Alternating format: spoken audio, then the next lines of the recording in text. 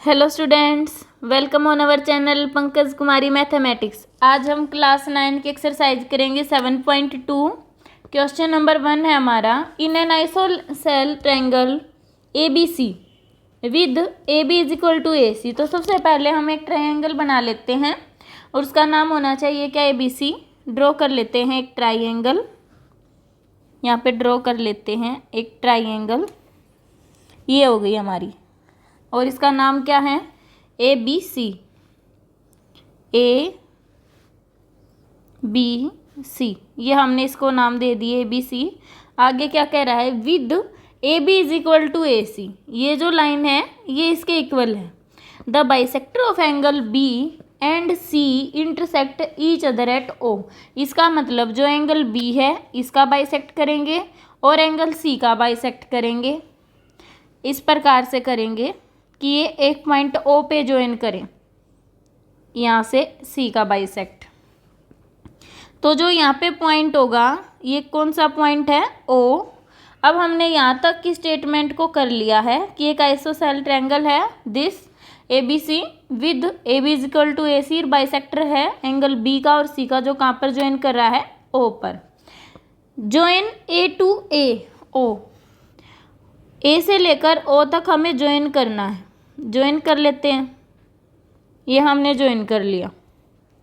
अब उसके बाद शो दैट, अब यहाँ पे दो पार्ट हमको शो करने हैं कि जो ए ओ है वो बाइसेक्ट करता है एंगल ओ को, और ओ बी और ओ सी इक्वल हैं।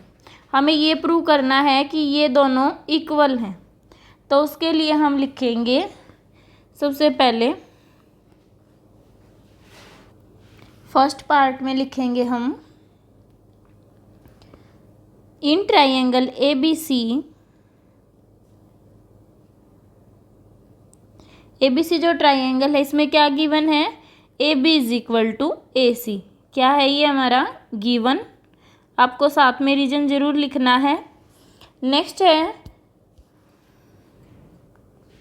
अब यहाँ पे हमें ये गिवन है कि A B is equal to A C है, तो इसका मतलब जो एंगल ए सी बी है इक्वल आ जाएगा एंगल ए बी सी के। रीजन क्या हो जाएगा, angles opposite to equal sides are equal. तो लिखेंगे हेंस, यहाँ से हमें angle A C B equal आ गया एंगल ए बी सी के। और रीजन लिखेंगे angles opposite to equal sides are equal.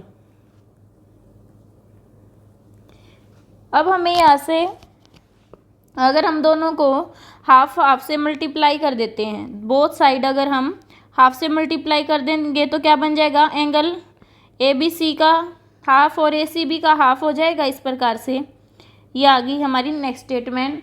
तो हमें ये पता है अब half of A B C का मतलब क्या है, half of A C B, इसका मतलब ये एंगल ए सी ओ, ये वाला एंगल हो गया और ये वाला एंगल है। तो हम ये वाला लेंगे कि angle A C O equal आ जाएगा एंगल ए बी ओ के।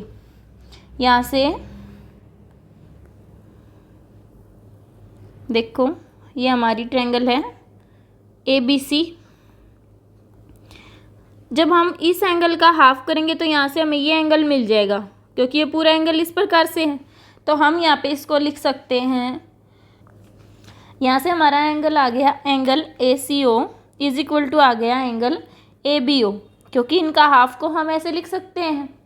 और यहाँ पे रीजन लिखेंगे साथ में, O B and O C bisect angle B and angle C respectively. इस प्रकार से आपको भी ऐसे ही लिखना है, ठीक है। यहाँ से अब देखते हैं, अब हम दो ट्रायंगल उठा लेंगे, एक तो ट्रायंगल ए बी ओ, एक तो ये वाली ट्रायंगल ले लेंगे अब हम, और एक ले लेंगे ए सी ओ, एक ये वाली ट्रायंगल ले लेते हैं। देखो अब हम लिखेंगे यहाँ पे, इन ट्रायंगल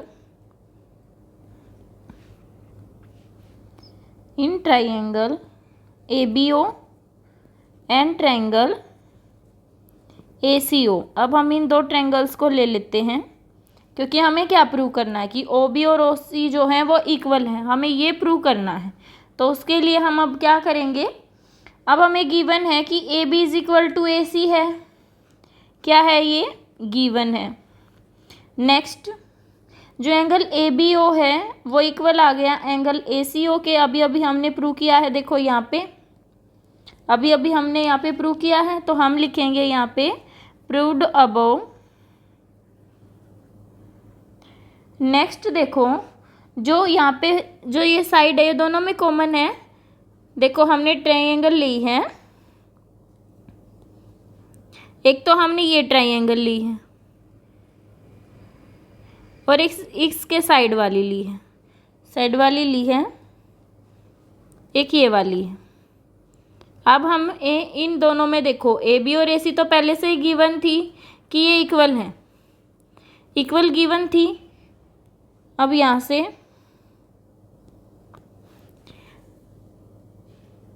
ये हमारी कॉमन साइड हो गई दोनों की, ए बी और ए सी पहले से ही गिवन है और ये एंगल हमने फाइंड आउट कर लिया कि ये इक्वल आ गया।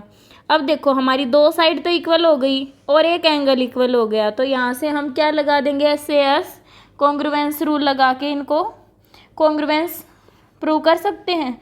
तो अब हम यहाँ पे लिखेंगे कि जो ए ओ है इज इक्वल टू ए ओ है, क्योंकि क्या है ये कॉमन साइड है, दोनों ट्रायंगल्स में कॉमन है।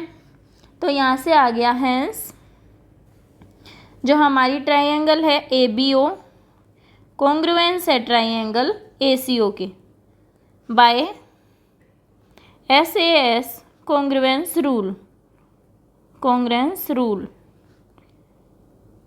अगर देखो अब हमारी ये ट्रायंगल जो फर्स्ट है ये वाली और ये वाली दोनों कॉन्ग्रुएंस हैं, तो ये जो ओ बी और ओ सी है ये तो इसी के पार्ट हैं, तो यहाँ से हमारा O B is equal to O C आ जाएगा, O B is equal to O C.